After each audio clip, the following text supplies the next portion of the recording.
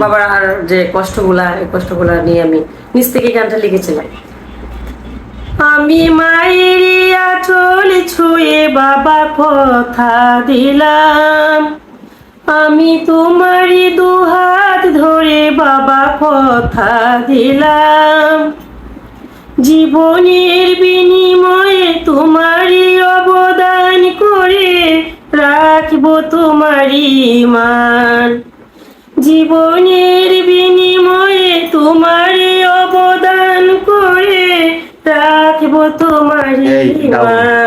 কে দেখেছি বাবা তোমার আদর্শ মর্যাদা সম্মান, বাসা শহীদদের মতো তুমিও থাকবে বাবা চিরয়ম্লান, নিঃসঙ্গতার অসহায়তার সঙ্গে যুদ্ধ করে বাবা